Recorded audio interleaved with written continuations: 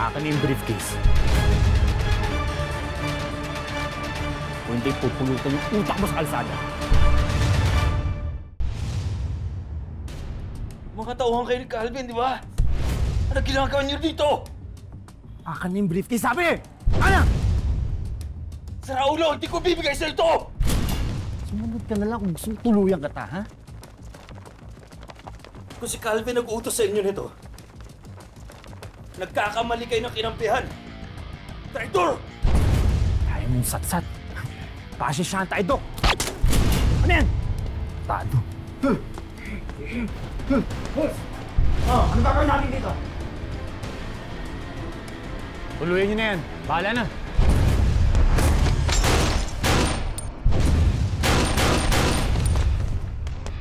Dali si Doc sa ospital!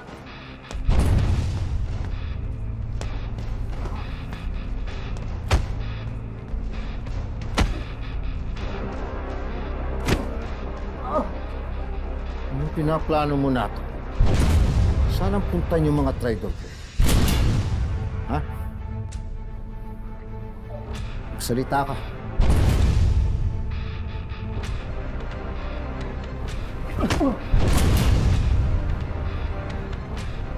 Ano? Okay na yan. Nangingialam ka na hindi sa'yo. Ang lakas ng loob mong traidorin si Senyor.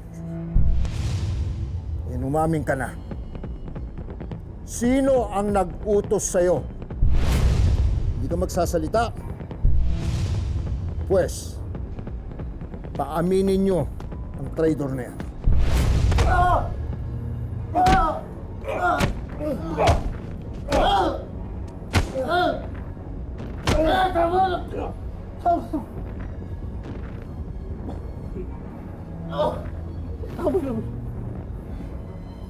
Amin ako.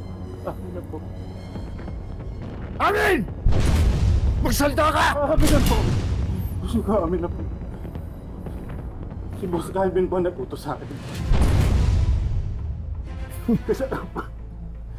Kasi gusto niya malaman kung sinong pinag-i-test ni Senyor. Itong kapatid niya.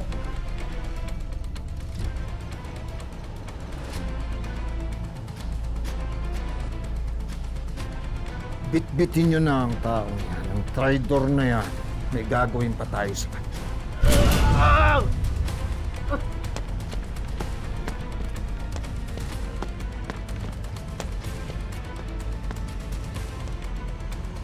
Lintik na Calvin ka. Napapanahon na sigurong turuan ka ng leksyon.